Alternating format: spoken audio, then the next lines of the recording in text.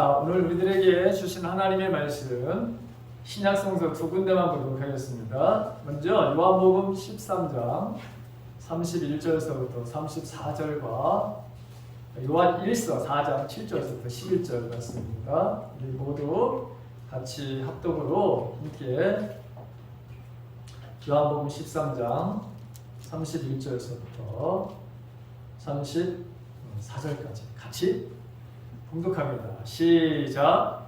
그가 나간 후에 예수께서 이르시되 지금 인자가 영광을 받았고 하나님도 인자로 말미암아 영광을 받으셨도다.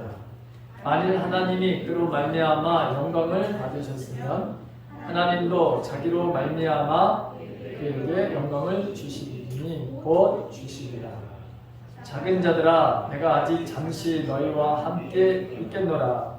너희가 나를 찾을 것이나 일찍이 내가 유대인들에게 너희는 내가 가는 곳에 올 수 없다고 말한 것과 같이 지금 너희에게도 이르노라. 새 계명을 너희에게 주노니 서로 사랑하라. 내가 너희를 사랑한 것 같이 너희도 서로 사랑하라. 아멘. 요한일서 4장 7절에서부터 11절 역시 우리 같이 봉독하시겠습니다. 시작. 사랑하는 자들아 우리가 서로 사랑하자. 사랑은 하나님께 속한 것이니 사랑하는 자마다 하나님으로부터 나서 하나님을 알고 사랑하지 아니하는 자는 하나님을 알지 못하나니 이는 하나님은 사랑이십니다. 하나님의 사랑이 우리에게 이렇게 나타난 바 되었으니 하나님이 자기의 독생자를 세상에 보내심은 그로 말미암아 우리를 살리려 하십니다. 사랑은 여기 있으니 우리가 하나님을 사랑한 것이 아니요 하나님이 우리를 사랑하사 우리 죄를 속하기 위하여 화목제물로 그 아들을 보내셨습니다. 사랑하는 자들아 하나님이 이같이 우리를 사랑하셨은즉 우리도 서로 사랑하는 것이 마땅하도다. 아멘. 자, 오늘은 여러분 순종이라고 하는 우리가 하나님 앞에 순종할 수밖에 없는 그 힘이, 그 근원이, 그 동력이 도대체 어디에서 오는 것이냐라고 하는 것. 그것에 대해서 함께 말씀을 나누려고 합니다. 자, 사람만 사랑을 필요로 하는 것이 아니죠. 동물도 식물도 모두가 다 사랑을 원하고 있다고 하는 것입니다. 사랑이 채워지지 않으면 여러분 동물들도 여러분 싸나워집니다. 식물은 뭐 이루 말할 것도 없죠. 저기 뒤에 저 나무가 3개가 있습니다. 하초가 있고 저거 제가 일주일만 물 안 주잖아요. 금방 표시가 납니다. 말라가지고 색깔이 여러분 보기 싫게 해가지고 누렇게 돼버려요. 그래서 엄청 제가 그 물 주면서 야 나를 봐서라도 잘 자라야 된다. 항상 제가 그 물을 주면서 예쁘게 자라라. 이러면서 여러분 저기 뒤에 있는 그 식물들을 그렇게 말을 하면서 물을 주고 있어요. 우리가 물은 답을 알고 있다라고 하는 책을 통해서 여러분들이 제가 예전에도 말씀드린 것 같은데 우리가 마시는 물도 그 앞에다 놓고 물을 넣고서 우리가 악한 감정을 가지고 미워하고 증오하는 마음에다가 그 물을 저주하게 되면 이 물의 형체가 변화된다는 거예요. 근데 신기한 게 반대로 사랑한다, 좋아한다 라고 한다면 그 흉측했던 그 결정체가 굉장히 아름다운 결정체로 변화된다고 하는 것이 이게 시험을 통해서도 우리들에게 알려진 사실이에요. 그러니까 사랑이 얼마나 힘이 대단한지를 우리가 알 수 있죠. 인간은 누구나 사랑받고 싶어하고 사랑을 주고 싶고 사랑받고 싶은 그런 존재라고 하는 거예요. 인간의 존재 이유가 어디 있느냐? 저는 그렇게 물어본다면 사랑하기 위해서요. 사랑받기 위해서요.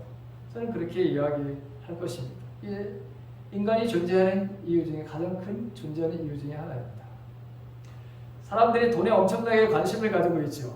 그런데 아무리 돈에 관심이 많다 하더라도 사랑에 대한 관심을 능가하지는 못해요. 왜?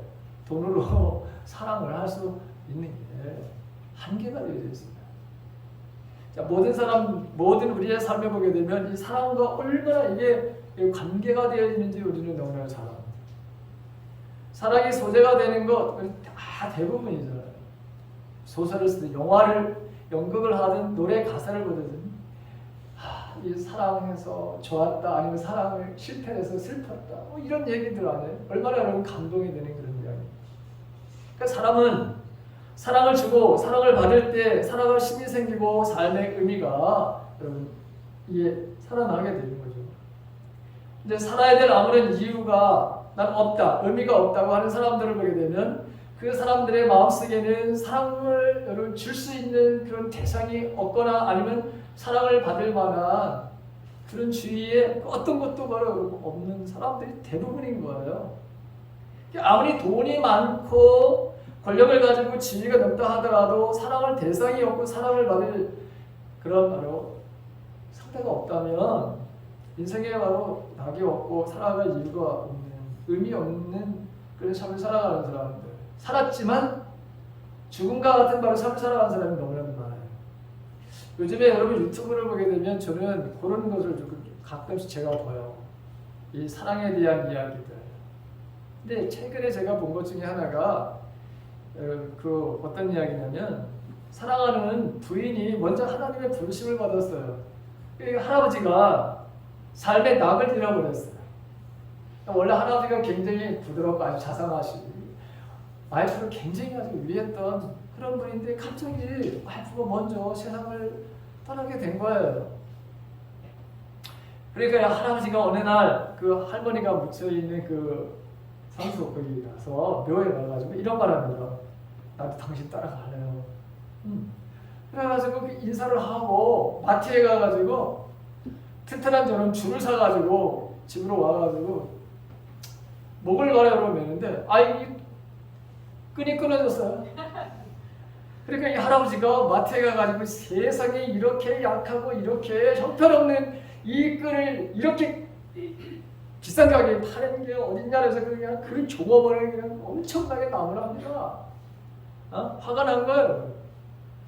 그래가지고 이 할아버지가 여러분 그거보다 더 굵고 더 튼튼한 거 줄을 사가지고 가지고 와요.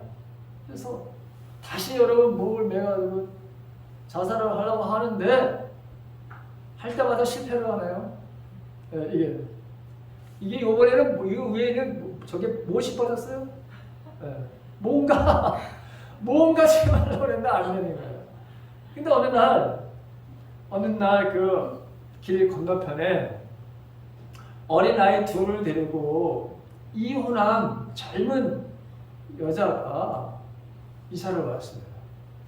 근데 이 여자요, 이사를 왔으니까 인사를 이제 하는데도 이 할아버지가 마음이 문이 닫혀가지고 부총만책도 안 하고 안책도 안 해요. 원래 그런 할아버지가 아니었는데 동네에서 아주 유명하고 자상하고 동네 일에 대해서 엄청나게 일을 했던 그런 할아버지였어요. 젊었을 때는. 할머니가 돌아가시기 전까지는 그랬던 거예요. 근데 이 젊은이 이제 이 부인이 자기가 일을 하러 가고 무슨 일이 발생해가지고 나가야 되는데 어린아이들 초등학교도 가기 전에 있는 아이들이거든요. 그러니까 이 할아버지한테서 사정 얘기를 해요. 할아버지, 내가 지금 수탈을 해야 되는데 이 어린아이들 때문에 내가 할 수가 없다. 그러니 내가 잠깐 수탈을 할 테니까 얘네들 좀 잠깐만 좀 봐달라고. 근데 마지못해 가지고 통사정을 하니까 집에서 아무것도 안 하시잖아요. 근데 할아버지가 얘네들을 맡아가지고 이제 이 아이들이 할아버지한테 동화책을 읽어달라고 해요.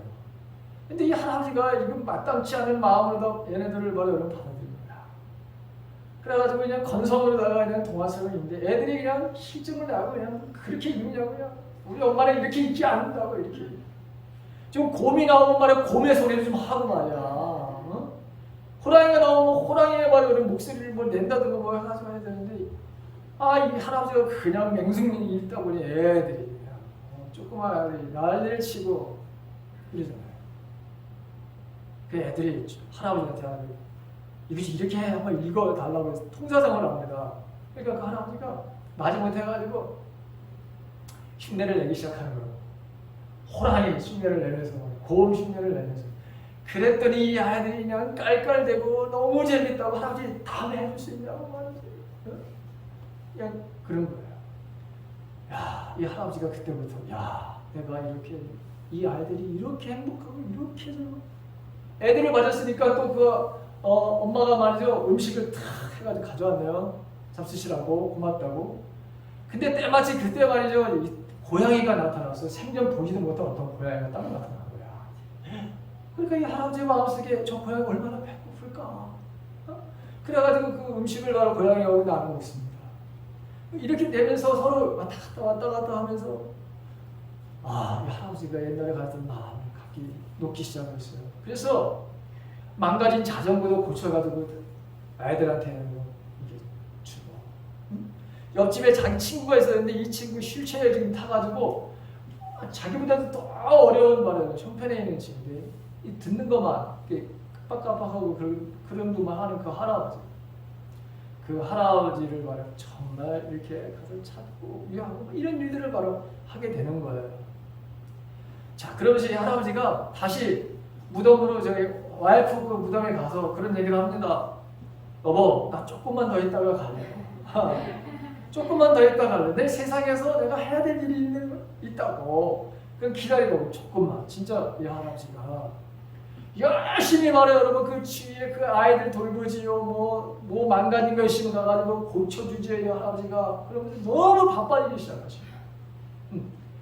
근데 정말 어느 날 하나님의 부르심을 받았어요.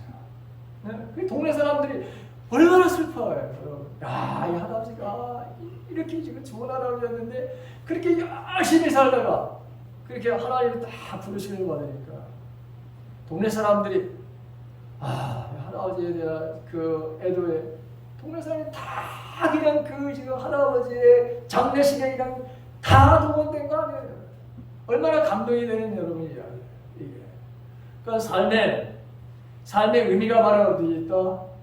내가 뭔가 여러분 사랑을 주고 사랑을 받는 거기서 이 할아버지가 다시 옛날의 그 마음을 바로 회복받았다고 하는 그런 따뜻한 영화예요. 자, 여러분 우리가 오늘 여러분 보게 되면 오늘 예수님의 바로 여러분 이 말씀을 한번 우리가 잘 생각해 보세요. 자, 예수님이 잡히시던 밤에 일어난 일인데 예수님이 이 잡히시기 전에 제자들의 발을 다 씻어주죠. 세족식을 다 합니다. 씻어주고 그리고서 식탁을 쫙 차려놓은 그 자리에서 이제 이 음식을 잡수시면서 마지막에 이제 제자들과 마지막 식사를 하는 거예요. 마지막 식사를 하는 그런 분위기. 그러면서 예수님 이런 말씀을 하십니다. 너희 중에 한 사람이 나를 팔아 넘길 거야. 갑자기 싸해진 거야. 여러분 지금 열심히 이제 맛있게 먹는데 예수님 이런 말씀을 하면 얼마나 분위기가 좀 싸해졌겠어요. 여러분. 그랬더니 제자들이 누가 예수님을 팔냐고 서로가 나는 아니죠. 나는 아니죠. 그래서 이제 너무 궁금하니까 베드로가 요한에게 네가 한번 예수님에게 누가 우리 중에서 예수님을 팔 건지에 대해서 얘기 좀 한번 하라 했더니 예수님이 하시는 말씀이 뭐라 그랬냐면 내가 빵 조각을 포도주에 적셔서 주는 그 사람이야 이렇게 말씀을 하시는 거예요. 그래가지고 빵을 여러분 떼어서 포도주에 적셔가지고 누구에게 줬냐면 가령 유다에게 바로 딱 주었어요. 그랬더니 유다가 이 빵을 바로 먹는 순간에 성경에 보게 되면 사단이 바로 이렇게 쏙 들어갔다고 성경에 되어 있죠. 여러분 이 설교 말씀을 듣고 이제 13장을 마저 여러분들 읽어보시기 바랍니다. 전체. 자, 그러면서 주님이 뭐라고 말씀하시냐면 야 유다야 내가 할 일을 어서 하라 이렇게 말씀을 하셔요. 근데 유다는 이미 예수님을 팔려고 마음을 가지고 있었던 거예요. 근데 이 마음을 누가 지금 알고 계신 거예요? 예수님이 알고 계신 거예요. 그래서 이 말씀을 하고 나니까 유다가 그냥 바깥에 나가버렸네요. 근데 어디를 갔을까요? 자기 할 일을 하러 간 거예요. 대제사장의 집에 가서 이제 거기서 그 대제사장의 부하들을 말하면 데리고 이제 예수님을 잡으러 이제 올라오고 간 거야. 근데 한번 가만히 한번 보세요. 자, 이제 내가 할 일을 하라. 이렇게 말씀하시면서 거기 그 제자들에게 이제 제자들이 다 그 있는 자리에서 유다가 바로 여러분 나간 그 자리에서 뭐라고 말씀하시느냐? 내가 새 계명을 주노니 서로 사랑하라. 서로 사랑하라. 내가 너희를 사랑한 것 같이 바로 너희도 사랑하라. 너희가 서로 사랑하면 모든 사람이 그것으로서 너희가 내 제자인 줄을 알게 될 것이다. 이렇게 말씀하시는 것을 보게 돼요. 여러분, 한번 예수님을 한번 우리가 이 시간 한번 생각해 보세요. 지금 자기를 배신당하는 바로 여러분 그 사람이 제자 유다가 지금 내 일을 하라 하면서 여러분 내보내셨어요. 분명히 당신은 배신을 당할 거야. 이제 팔아먹을 거야.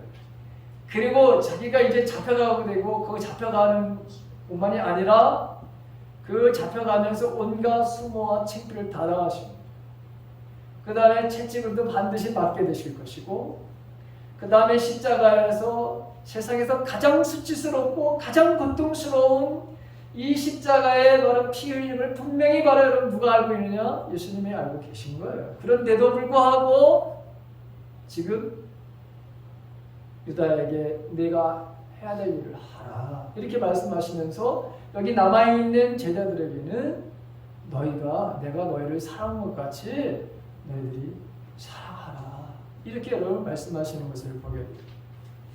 자, 여러분 이게 바로 여러분 우리가 순종을 해야 되는 바로 여러분 그 이유 중에 하나는 바로 주님의 사랑을 아는 사람들이 주님의 사랑의 깊이가 사랑의 바로 높이가 사랑의 바로 길이가 얼마나 여러분 깊고 넓고 우리 인간으로서는 잴 수 없는 그 사랑을 경험한 사람들은 체험한 사람들은 그 사랑이 무엇인지를 아는 사람들은 순종을 저절로 할 수 있답니다. 순종은 아무나 할 수 없는 거예요. 하나님 말씀을 그냥 여러분 우리 다 순종해야죠. 근데 여러분 그게 되냐 이거예요. 안 되는 거예요. 그런데 주님의 여러분 지금 이 모습을 한번 보세요. 그러면서 여기뿐만 아니라 예수님이 야 너희들은 원수도 사랑해야 된다. 이런 말씀을 하시는 것을 우리가 보게 돼요. 원수도 사랑해야 돼. 자, 하나님께서 주님께서 여러분 사랑하라고 하는 이런 말씀, 너희들 나를 사랑하고 이웃을 사랑하라 이런 말씀도 어마어마하게 많이 하시죠. 자, 그러면 사랑에는 어떤 이유나 조건을 붙이지 않고 사랑하라고 하는 것을 우리가 예수님도 지금 이런 상황에서도 마찬가지로 하고 계시고 있죠. 사랑에는 이유가 있을 수가 없어요, 여러분. 그냥 오직 사랑을 위해서 사랑하는 것만이 바로 참된 바로 사랑입니다. 사랑하는 것 외에 어떤 다른 이유가 있어서 사랑한다면 여러분 그건 다 조건적으로 사랑하는 거예요. 그렇죠? 우리는 얼마나 세상에 바로 사랑을 할 때 조건적인 사랑을 하는지 너무너무 많잖아요. 남녀 간의 사랑도 다 이게 사실 어떻게 보면 조건적인 바로 여러분 사랑이거든. 너 이렇게 하면 나 이렇게 할 거야. 이런 바로 여러분 사랑이에요. 그런데 하나님의 사랑이라고 하는 것은 주님의 사랑이라고 하는 것은 오늘 이 본문에도 나오듯이 조건 없이 무조건 바로 여러분 주는 바로 그 사랑인 것을 보게 되죠. 그래서 이 사랑이 주님의 바로 여러분 사랑은 이런 조건 없는 무조건적인 바로 사랑이라고 하는 것. 이 마음으로 여러분 우리도 마찬가지로 사랑하라 이렇게 했습니다. 그래서 이 사랑이 어떤 사랑이냐, 이 사랑이 도대체 어떤 사랑이냐라고 하는 것을 이걸 풀어서 오늘 얘기해 주는 사람이 있는데 그 사람이 바로 사도 요한이라고 하는 거예요. 사도 요한은 이 사랑이 어떤 사랑인지 알아요? 하면서 여러분 그걸 설명해 주는 거예요. 그래서 요한일서 4장 7절에 있는 말씀, 사랑하는 자들아 우리가 서로 사랑하자. 사랑은 하나님께 속한 것이니 사랑하는 자마다 하나님부터 낳고 하나님을 안다. 이렇게 여러분 설명해 주고 있습니다. 자, 요한은 사랑하는 자들아 그랬어요. 내가 사랑하는 자들아 그랬어요. 여러분 근데 요한은 여러분 사랑의 사도라고 여러분 그렇게 되어 있죠. 사랑의 사도. 그런데 이 사람이 이 요한이 처음서부터 사랑의 사람이었을까요? 그렇지 않았어요. 전혀 그렇지 않았어요. 왜냐하면 이 요한을 가르칠 때 우레 아들 요한이다 이렇게 되어 있어요. 우레라는 뜻이 뭐예요? 천둥 번개라는 뜻이에요, 여러분. 여러분 천둥 번개 치면은 고요해요? 잠잠해요? 그 정도로다가 뭐예요? 시끄럽고 여러분 두려운 존재. 여러분 천둥 번개 치는데 어린아이한테 지금도 여러분 무섭죠? 안 무서워요? 무섭지 뭘 안 무서워요? 밤에 그냥 여름에 반짝반짝하고 말이야 그냥 물어 빡 하고 우리 동네에서 한번 울려봐요 여러분. 나는 괜찮아요. 그래서 여기 아무도 없을 거예요 아마. 나는 어른이니까 전혀 그렇지 않아요. 뭐 한 거예요 여러분. 한번 물에라 하면 제대로 앞에서 바다 번개를 맞아 쫙 발라주는 걸 봐요 여러분. 저희 우리 동네 어렸을 때 번개가 내려가지고 정말 나무가 여러분이 갈라져가지고 보이나는 걸 여러분 실제로 보지 못했는데 갈라진 걸 봤어요. 갈라진 걸. 제가 어렸을 때 아직 기억나는데 배를 타고요. 어렸을 때 우리 동네에 강이잖아요. 네? 그 강이야. 그 강에 여름에 여러분 뭐 타러 가는지 모르겠어요. 제가 여러분 배를 빌렸어요. 이 소나기가 엄청나게 깜깜하게. 그런데 와 갑자기 말이죠 번개가 치고 그 내 눈에 앞에 다 보이는 거예요. 내려오는 게 번개가 쳐가지고 난 여태까지 지금도 말이야 그 야 그때 어마어마하게 무서웠지. 그 강에 여러분 내가 강물에 떠 있고 배를 있는데 이게 소나기 어마어마해서 바람 어마어마하게 부는데 물이 바로 여러분 배에다가 들어오는 상황이고 지금 번개가 쳐가지고 지금 난리가 난 바로 여러분 그런 상황에서 안 무서울 사람은 없어. 그러니까 난 지금도 그때 생각하면 그냥 아유 마음이 쫄아지는 거예요. 바로 그런 별명을 가졌던 사람이 누구였냐? 그게 요한이었어요. 요한. 그것만이 아니에요. 요한은.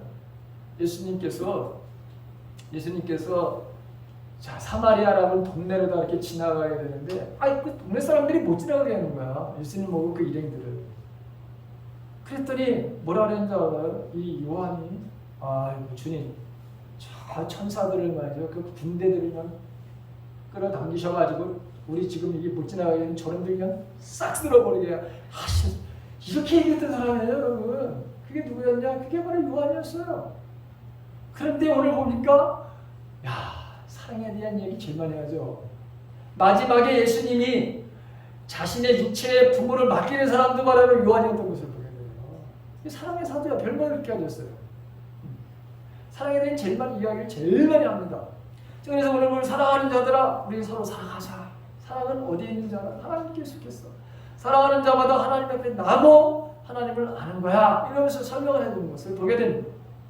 자, 그러면서 이 사랑은 하나님께 속한 것이다. 딱 보내죠.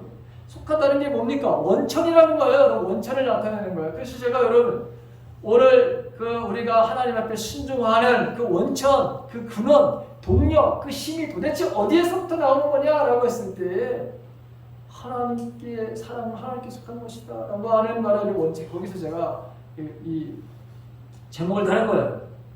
자, 하나님께로부터 나왔다는 거죠. 사랑은 하나님께로부터 나왔다. 하나님께서 시작되었다. 하나님께 속한 근원이라고 하는 거죠. 하나님 말하는 이런 그래서 우리를 조건 없이 사랑하십니다. 그리고 그분이 우리를 만드셨어. 그런 사랑의 하나님이 우리를 만드셨어. 그래서 우리는 사랑하는 사람이라고 하는 거예요. 우리 자체가 여러분 다른 사람을 사랑할 수 있는 그런 원래 우리 마음속에는 사랑이라고 하는 걸 할 수 있는 그 속성을 우리에게 주셨다는 거예요. 그래서 여러분 사랑합니다. 여러분들 결혼하기 전에 엄청나게 사랑한다고 말 많이 했죠? 안 했어요? 했잖아요. 여러분 뭘 안 했어요? 사랑하니까 결혼하자고 한 거지. 근데 여러분 그게 지속돼야 되는데 그렇지 못했던 것이지. 자, 어쨌든 그러면서 자 이게 구체적으로 사랑의 행위는 뭐냐? 형제를 사랑하는 것을 할 때, 즉 형제라고 하는 다른 사람을 바로 여러분 타인을 사랑을 통해서 정말 하나님이 바로 여러분 사랑이 하나님이라는 것을 알 수 있다. 내가 정말 내 안에 이렇게 나 같은 사람이 어떻게 이렇게 사랑을 할 수 있지? 여러분 사랑을 할 때에 비로소 맞다. 하나님은 사랑의 하나님. 나 같은 사람이 이렇게 바로 사랑을 하는 거예요. 그 자체가 놀라운 일이에요. 그래서 하나님께로 나고 하나님을 안다는 표현을 쓴 거예요. 반대로 사랑하지 아니하는 사람은 하나님을 알지 못하나니 이는 하나님은 사랑이시니라 이렇게 했어요. 하나님께 속한 것이고 사랑이 바로 하나님의 속성이다 라고 하는 것이죠. 하나님 자신이 바로 사랑이시다. 그래서 그렇게 우리가 못된 짓을 하고 그렇게 우리가 하나님 앞에 잘못을 해도 우리가 하나님 앞에 우리의 잘못을 회개하면 그 하나님은 우리의 바로 그 모든 죄를 아예 기억도 하지 않으신다 이렇게 표현하시는 거예요. 아유, 대단한 우리가 하나님의 바로 사랑을 받는 존재라고 하는 것이죠. 하나님의 바로 자녀로 우리가 거듭나게 돼. 태어났다면 마땅히 사랑이 있어야 하고 사랑을 해야 된다라고 하는 것이죠. 그리고 사랑하고 있다는 사실이 우리가 하나님께 속한 것을 증명해 주는 것이다 그렇습니다. 그러면서 자 이분이 말이죠. 예수님을 가르치면서 뭐라 그랬냐면 화목제물로 이 땅에 오셨다. 화목제물도 거기 오게 되면 하나님이 바로 여러분이냐면 하나님의 사랑이 우리에게 이렇게 나타난 바 되었으니 하나님이 자기의 독생자를 세상에 보내시면 그로 말미암아 우리를 살리려 하려 하십니다. 이렇게 말씀하고 있습니다. 자, 하나님의 사랑이 구체적으로다가 그러면 눈에 보이는 형상으로 어떻게 나타나느냐라고 하는 것이죠. 근데 그분은 우리를 정말 사랑한다는 걸 우리에게 보여주셨어. 그게 뭐냐? 하나님이 자기 아들을 바로 여러분 세상에 보내셨어. 그리고 그로 말미암아 우리를 살리기 위해서 우리에게 이렇게 분명히 여러분 이렇게 하나님은 그 사랑을 보여주고 나타나셨다고 하는 것이죠. 어떻게 나타내느냐? 우리에게 이렇게 나타난 바 되었다 그러는데 우리가 잘 아는 대로 요한복음 3장 16절에 보게 되면 하나님이 세상을 이처럼 사랑하사 독생자를 주셨으니 이는 저를 믿는 자마다 멸망하지 않고 영생을 얻게 하려 하시니라. 그래서 이처럼 여러분 정말 하나님은 이 세상을 너무너무 사랑하셔. 동물도 사랑하실 뿐만 아니라 인간을 너무너무 사랑하셔. 자연을 너무너무 사랑하신 하나님. 그래서 사실 더 인간을 사랑하셨어. 그래서 여러분 그 아들이 하나님의 아들이 이 세상에 바로 오셨다는 거예요. 나타난 바 되었다고 하는 건 뭐예요? 감춰졌던 것들이 나타나게 되었다, 보여지게 되었다라고 하는 거예요. 어떻게 나타나느냐? 자기의 독생자를 보내심으로 나타남을 보여주셨다라고 하는 거예요. 그래서 이제 그 독생자 아들이 육체로부터 오셨고 이미 그게 완료되었고 그 다음에 그 육체의 몸을 입고 오신 결과 현재에도 남아있다고 하는 이런 말을 쓰고 있는 거예요. 그 현재 완료로다가 말을 쓰고 있어요. 지금도. 과거부터 지금까지 계속 되어지는 일을 여러분 영어 표현으로 과거 완료, 현재 완료 뭐 이런 걸 쓰는데 이거 어쨌든 지금도 여전히 그분은 우리와 함께 계시다라고 하는 표현을 쓰고 있는 것입니다. 자, 그래서 다른 구원자는 다시 있을 수도 없고 그 결과는 영원하다는 표현을 바로 쓰고 있어요. 자, 그러면서 10절에 보게 되면 사랑이 여기 있습니다. 이렇게 말하면서 우리가 하나님을 사랑한 것이 아니요 하나님이 우리를 사랑하사 우리 죄를 속하기 위해서 화목제물로 그 아들을 보내주셨다 이렇게 말씀하고 있는 거예요. 보십시오. 여기 보십시오. 우리가 먼저 하나님 사랑하지 않았어요. 그분이 먼저 우리를 사랑하셨다 그랬어요. 그분이 하나님이 바로 우리를 사랑하시는 거예요. 그리고 그것뿐만이 아니라 우리의 죄를 바로 이걸 여러분 속해 주시기 위해서 그분이 바로 화목제물이 되셨다 이렇게 표현하고 있습니다. 여러분 화목제물이라는 게 뭡니까? 죄로 말미암아 하나님과 인간이 바로 분리돼요. 관계가 깨어진 이 관계를 다시 이어주기 위해서 이걸 관계 회복을 위해서 화목제물이라고 하는 것이 여러분 구약시대 때는 하나님과 인간의 관계를 바로 여러분 이걸 회복시켜주는 화목제물이라는 제사를 드렸어요. 이게 화목을 하기 위해서 드리는 바로 제사. 이 화목제에는 피의 바로 희생이 필요했는데 우리가 희생제사를 드리기 위해서 구약시대를 보게 되면 소나 양이나 염소나 비둘기를 반드시 피를 흘려서 그래서 여러분 우리가 죄의 그 대속을 바로 이뤘던 것을 보게 되죠. 그러나 짐승의 제사는 언제나 불완전해. 죄를 완전하게 해결해 주지 못했어요. 따라서 완전하고 영원한 바로 제사가 필요했는데 인간을 위한 그게 바로 예수님이 이 땅에 하나님께서 화목제물을 이 땅에 보내신 것이다. 이렇게 표현하고 있는 것을 보게 됩니다. 이것을 사도 바울은 뭐라고 표현하느냐? 사도 로마서 5장 8절에 보게 되면 우리가 아직 죄인되어 있을 때, 여전히 우리가 죄 가운데 있었을 때, 하나님과 분리된 바로 그런 상황에 있었을 때 그리스도께서 우리를 위해서 죽으셨습니다. 이리하여 하나님께서는 우리에 대한 자기의 사랑을 확증시켜 주셨습니다. 실증하셨습니다. 이렇게 표현을 쓰고 있습니다. 여러분, 저와 여러분들이 이런 하나님의 우리가 이런 사랑을 받는 존재라고 하는 거예요. 그리고 우리는 사랑할 수 있는 사람들이라고 하는 거예요. 요한복음 14장 15절을 보니까 너희가 나를 사랑하면 나의 계명을 지키리라. 자, 하나님의 사랑을 받은 자는, 그래서 여러분 우리가 순종해야 돼. 그게 순종이 되어지는 이유는 뭐냐? 내가 어마어마한 하나님의 사랑을 받고 있다고 하는 존재를, 이걸 인식하는 사람들은 순종하는 삶을 살 수 있다. 그 하나님의 사랑에 대한, 나를 사랑하시는 그 사랑에 대해서 그걸 아는 사람들, 그리고 내가 지금 다른 사람을 바라보면 지금 사랑하는 그것을 체험한 그런 사람들은 무조건 하나님의 말씀 앞에 순종하는 삶을 살 수 있다. 그러니까 하나님의 사랑을, 여러분, 내가 체험하지 못했다, 아직까지 하나님의 사랑에 대한 그 체험이 나에게 없다면 우리는 아무리 순종합시다 하나님 말씀 앞에 순종해야 됩니다, 아무리 외쳐도 안 된다는 거예요. 그래서 하나님의 사랑을 받은 사람들이, 하나님의 사랑이 무엇인지 아는 사람들이, 그리고 내가 실제로 여러분 삶을 살면서 다른 사람을 사랑하는 그 모습을 보면서 우리는, 맞아, 하나님은 사랑의 하나님이시오, 나의 바로 삶을 이렇게 가는 그게 바로 하나님이셨어. 그래서 우리는 어떤 하나님의 말씀 앞에서 순종하는 삶을 살 수 있다는 거예요. 이게 바로 여러분 순종의 근원적인 힘이다, 거기서 오는 거다라고 하는 것을 말씀합니다. 두 번째는 어떤 사람들이 그러면 순종의 바로 삶을 사느냐는 거죠. 두 번째는 하나님을 바로 경외하는 사람, 하나님을 경외하는 사람들이 순종의 삶을 살게 되었습니다. 잠언 16장 6절에 보게 되면 이런 말씀이 있습니다. 여호와를 경외함으로 말미암아 악에서 떠나느니라. 악에서 어떤 악을 떠나는 삶을 살고 있어요. 자, 하나님을 그럼 경외한다는 게 도대체 뭐냐 이거예요. 하나님을 경외한다는 게 도대체 뭐냐.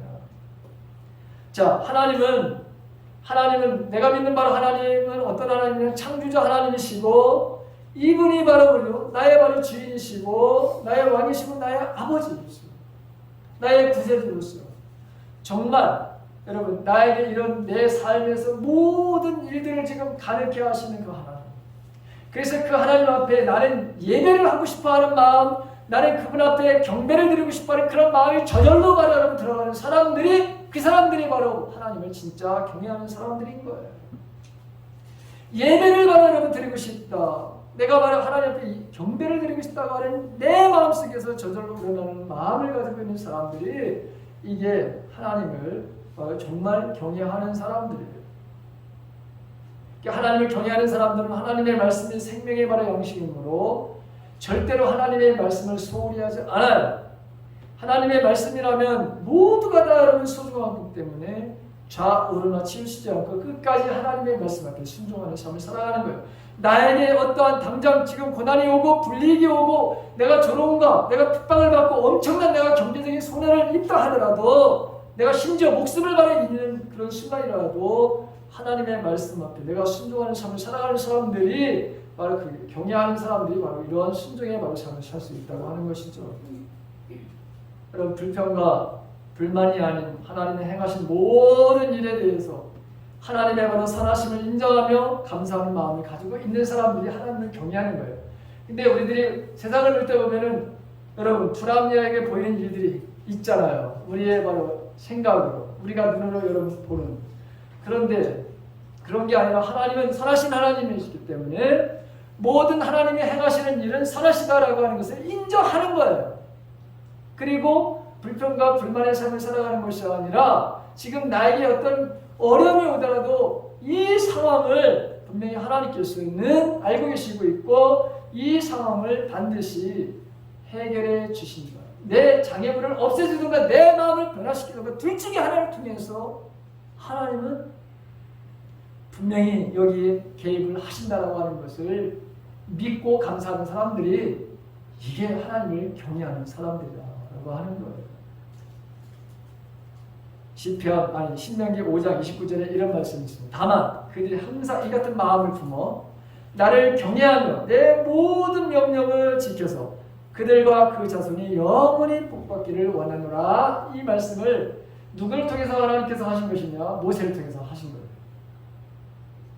하나님을 바로 이렇게 경외하는, 하나님을 경외를 안 했어요. 이스라엘 백성들이 광야에서 그들은 늘 불평과 불만으로 하나님이 행하시는 일이 다 선하지 않다고 생각을 했어요. 그런데 하나님은 모세를 통해서 아니야. 너희들은 나를 경외하게 되면 내가 내 명령을 모든 것을 지키게 되면 너희들뿐만 아니라 내 자손이 영원히 복을 받게 하려는 내 의도야. 하나님이 이렇게 말씀하시는 것을 보게 됩니다. 그런데 그들이 경외했느냐? 안 했죠. 그래서 여러분 그들의 삶에 어마어마한 아픔이 왔는데 그 아픔은 죽음이었어요. 자, 하나님을 경외한다는 건 또 어떤 의미냐면 하나님을 바로 여러분 평상시에 늘 높이려고 하는 거예요. 존경하는 마음, 하나님이 가지고 계신 바로 영광과 존귀, 바로 이런 것들 때문에 다윗처럼 내가 내 평생에 하나님을 바로 찬양하겠다. 하나님이 행하신 일들을 바로 여러분 내가 찬양하겠다. 내 삶 속에서 행하신 일도 하나님 찬양하고 다른 사람들 속에서 역사하신 그것도 하나님을 찬양하게 되고 모든 일들을 볼 때마다 정말 하나님이 하시는 일들이 너무나도 신비롭고 아름답고 하나님 앞에 내가 그런 감사의 마음 저절로 갖는, 그래서 늘 주님을 높이려고 하는, 하나님을 높이려고 하는 이 마음을 가지고 있는 사람들이 하나님을 경외하는 것입니다. 이런 사람들은 어떤 상황에서든지 순종할 수 있다라고 하는 것이죠. 언제나 하나님의 뜻을 자신의 소원보다 항상 우선순위에 두기 때문에 하나님이 미워하시는 것들을 미워하게 되고 하나님이 좋아하시고 사랑하는 것들을 내가 어떻게든지 나도 그걸 할 거야 하면서 두렵고 떨리는 마음으로 이 구원의 완성을 위해서 살아가는 사람. 여러분 우리가 최근에 우리 PT 보게 되면 여러분 출애굽기를 하고 있죠. 출애굽기를 여러분 지금 우리가 PT를 하고 있습니다. 근데 거기 보게 되면 출애굽기를 보게 되면 모세와 백성들하고의 차이점을 우리가 발견하게 돼요. 신에서 앞에서. 백성들은 하나님을 너무나도 두려운 존재로다가 지금 생각을 하고 있고 모세는 오히려 그렇게 하나님의 바로 모습이 나타나거든요. 현존, 그분의 바로 현현이라고 하는 건데 그분이 바로 여기 있다는 것을 어떻게 나타나죠? 구름이 막 번개가 치고 하나님이 바로 그런 모습으로다가 당신의 모습을 보여주는데 이게 눈으로 가식적으로 여러분 보여주는 게 그것뿐이 없어요. 그런데 오히려 그렇게 하나님이 나타나게 되니까 백성들은 두려워가지고 여러분 뒤로 물러가. 그런데 하나님을 진짜 경외하는 바로 모세는 점점 그런 모습 속에서 하나님 앞에 다가가는 모습을 보게 돼요. 그렇죠. 하나님 앞에 점점 다가가는 모습을 보게 되죠. 하나님 앞에 있는 모습으로 올라가죠. 그런데 백성들은 어떻게 됩니까? 점점 하나님부터 뒤로 백을 해버려요. 이게 왜 이런 현상이 나타났을까? 하나님의 경외를 하지 않았기 때문에. 하나님을 경외하는 사람들은 어떤 상황이 오더라도 내 삶 속에서 어떤 지금 상황이 오더라도 점점 뭐예요? 하나님 앞에 점점 다가가는 삶을 살아가는 거예요. 내 눈앞에 시험이 있고 어려움이 있고 내 눈앞에 여러분 어마어마한 지금 아픔이 있다 하더라도 점점 내 발걸음은 주님을 향해서 한 걸음씩 나가는 거예요. 하나님 앞에 나가는 거예요. 그런데 경외하지 않는 사람들은 어떻게 되느냐? 내 있는 그 문제를 가지고 뒤로 백을 하는 거예요. 여러분 계속 백을 해. 그럼 어떻게 되겠어요? 하나님과의 완전히 관계가 다 끊어져 버리는 거죠. 그럼 하나님께 우리가 복을 받을 수 있을까요? 없어요. 점점 멀어져가는 사람들에게는 하나님 복을 주실 수가 없어요. 주시려고 하는데 점점 자기가 거부하는데 어떻게 하나님이 바로 여러분 따라가서 밥을 먹여줘요? 네? 그런 하나님이 아니시고. 마지막 여러분 마지막에 보게 되면 이 순종이신 근원이 어디서부터는 내가 하나님의 자녀라고 하는 사실을 이거를 100% 신뢰하면서 내가 하나님의 자녀야. 예수님이 나는 하나님의 거라고 아들이다 이런 표현을 썼어요. 이것 때문에 그 당시에 사람들이 하나님을 바라고 모독하는 아빠 아버지라고 불렀어. 그러니까 여러분 세상에 무슨 지가 뭐 하나님을 아빠 아버지라고 불러? 우리들에게도 하늘에 계신 우리 아버지 이렇게 바로 부르라고 가르쳐 주시잖아요. 당신은 그렇게 부르셨어. 그러면서 여러분 내가 하나님의 아들 자녀이기 때문에 나를 또 보내셨기 때문에 그래서 그분 앞에 온전히 순종하는 그 모습을 여러분 보게 돼요. 자, 여러분 보십시오.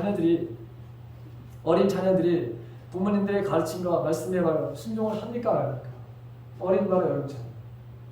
잘하죠? 이 못난 7살 말고 7살 되기 전에 여러분 그 아이들 바로 여러분 자기 주도성이 있기는 하지만 그래도 여러분 엄마 아버지 따르거든요. 자, 그렇다면 여러분 보십시오. 내가 아무리 세상으로 지식을 가지고 지식적인 말에 여러분 있어요. 내가 그걸 받은 말에 여러분 경험도 있어요. 그렇지만 전지전능하신 하나님께서 그 앞에서 내가 서봤자 내가 지식을 얼마나 알고 있고 내가 경험하면서 얼마나 내가 알고 있어요. 근데 내가 하나님의 말에 여러분 자녀라고 하는 생각이 드는 순간에 우리들은 어떤 생각을 갖게 되냐면 맞아. 하나님은 나보다 훨씬 더 지혜로우신 분이야. 그분이 말하는 지식과 지혜 근본이 거기서부터 나와. 지식도 거기서부터 나오는 거고 지혜도 하나님부터 나오는 거야. 라고 하는 생각을 갖게 되는 거죠. 자, 이 하나님의 바로 아들이라고 하는 표현, 우리가 자녀라고 하는 표현.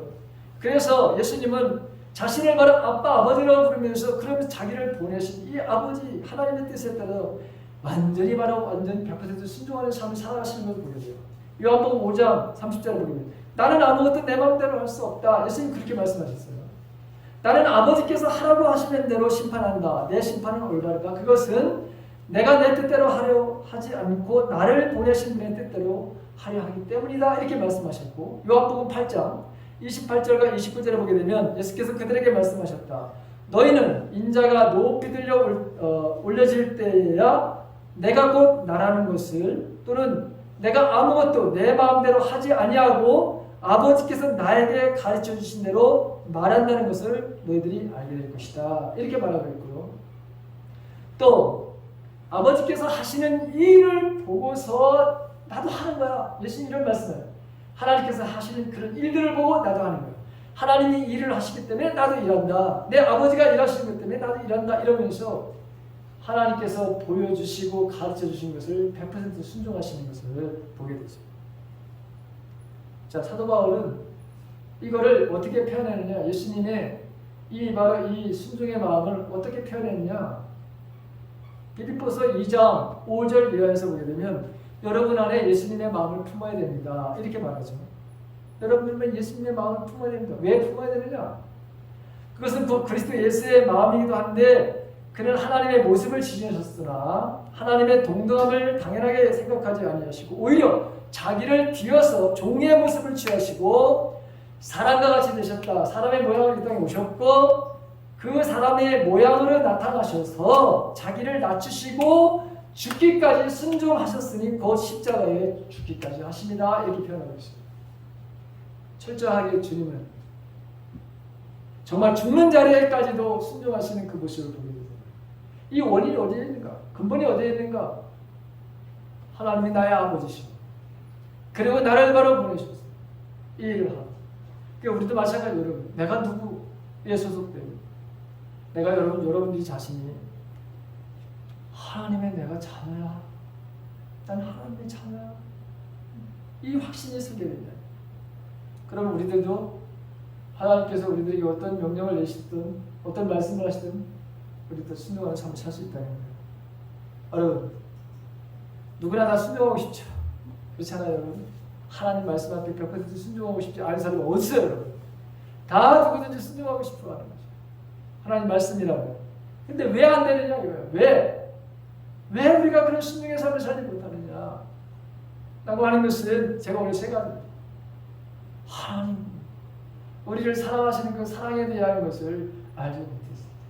내 안에 바로 그런 사랑이 있다고 하는 것을 내가 부인할 때는 절대로 순종의 삶을 살 수 없다고 하는 거예요. 두 번째는 하나님을 바로 경외하지 않는 사람들은 절대로 순종이 안 되는 거예요. 네. 이스라엘 백성들이 그랬던 모습을 우리에게 보여주고 있어요. 하나님 영원히 복을 주시겠다고 하는데 안 되는 거예요. 마지막에 내가 하나님의 자녀라고 하는 확신이 없을 때, 그렇잖아요 여러분. 우리는 단 하나밖에 없는 진짜 골짜품이다. 하나님이 세상에 유일하게 나를 아주 진짜 최고의 골짜품으로 만드셨어. 그래서 누가 나를 이렇게 보더라고. 그렇게 나를 여기는 사람들을 정말 우리는 우습게 봐야 되는데, 그 사람들이 그렇게 말하는 것에 우리는 꽂혀버려. 아니요 여러분, 저와 여러분들은 단 하나밖에 없는 정말 최고의 걸작품들이 여기 앉아있는 거예요. 네. 누가 뭐라든 나는 최고의 걸작품이라는 게 여러분 가격을 매길 수 없다는 게 걸작품이라는 뜻이잖아요. 여러분. 걸작품은 작품은 여러분 돈으로 매길 수 있는 걸 작품이라고 하는 거야. 여러분 걸작품은 그런 게 아니에요. 그러니까 오늘 여러분들은 이런 존재, 여러분 어마어마하게 여러분 사랑하십니다. 네. 정말 여러분이 사랑 때문에 여러분 살아가는 거야. 그 사랑을 받고 우리는 사랑을 받는 거지. 사랑하는 사람들. 하나님을 경외했던 사람들은 모두가 다 위험이 있고 고난이 오더라도 여러분 더 앞으로 나갔어. 앞으로 더 나가는 거야. 그래서 하나님을 바로 이름을 더 높여드리는 내 삶을 살리라. 이런 삶을 살았어. 그렇게 사는 사람들에게는 하나님은 더 크신 하나님의 은혜를 주셨던 거죠. 그리고 예수님의 모습을 보면서 여러분 우리 자신들도 하나님의 자녀의 삶 이렇게 살아가는구나. 하나님의 자녀라고 하는 걸 알고 아버지라고 고백했던 예수님은 끝까지 당신이 말씀하시는 것에 대해서 순종하시는 삶을 살아가는 거예요. 이 세 가지를 기억하면서 저와 여러분들이 여러분 순종의 사람들이 되셔서 어마어마하게 우리에게 주시고자 하는 그 복이 한두 가지래야죠. 네? 우리가 여러분 복이 한두 가지래요. 우리가 받아야 될 게 한두 가지가 아니잖아요. 네? 그걸 우리에게 주시겠다. 그 복을 누리며 살아가는 저와 여러분의 삶이 되시기를 예수님의 이름으로 간절히 축원합니다. 네. 오늘 시간이 너무 지나서 찬송부터 세와 기도하고 들어가시도록 합니다. 하나님 감사합니다. 오늘 우리들에게 귀한 말씀을 드릴 수 있도록 도와주시면서 감사합니다. 주님의 사랑이 얼마나 크고 얼마나 높고 얼마나 깊은지, 주님 하나밖에 없는 아들을 우리 세상에 우리를 받아라 죄를 위해서 한목적으로 주셨습니다. 육신의 몸을 입고 이 땅에서 오신 그분은 십자가에 돌아가셨을 뿐만 아니라 다시 부활하셨습니다. 그 사랑을 바라는 볼 때 무조건적인 사랑이었습니다. 자기를 배반하는 그 유다를 향해서도 그 나머지 12 제자를 향해서도 너희 사랑해야 돼. 내가 너희를 사랑하는 것처럼. 하나님, 우리가 바로 이런 사랑입니다. 그래서 그 사랑을 받은 사람들은 순종할 수밖에 없습니다. 그리고 내가 그 사랑을 받고 내가 변화돼서 내가 사랑하는 그 모습을 보여서 주님 나에게도 이런 사랑이 있다고. 그래서 우리는 하나님 앞에 순종할 수 있습니다. 하나님을 온전하게 경외했던 사람들은 하나님 순종의 삶을 살았고, 하나님의 자녀라고 하는 확신이 있었던 사람들은 특별히 주님, 하나님 모든 우리 믿음의 선진들 다 그런 삶을 살아갔습니다. 우리가 바로 그런 삶을 살아가도록 도와주시옵소서. 이 시간 하나님 앞에 귀한 물질을 드립니다. 하나님이 주신 것을 감사함으로 드렸습니다. 우리가 이 땅에서 복의 통로로 사용되어지는 삶들을 살아가는 저희들 되게 하여 주시옵소서. 이제는 우리 주 예수 그리스도의 은혜와 하나님의 무한하신 사랑하심과 성령님의 감화 감동 충만 연주하시며 이제 나도 순종의 그 근원, 순종의 신, 순종의 동력이 어디에서 나온지를 알고 주님 그 사랑으로 또 경외함으로 하나님의 자녀에 대한 확신으로 하나님 그 어떤 말씀이든지 내가 순종의 삶으로 이 땅에 영원히 하나님의 복을 누리는 삶을 살겠노라고 다짐하며 세상으로 나가는 우리 모두에게 이제부터 영원토록 함께 계시기를 간절히 축원하옵나이다. 아멘.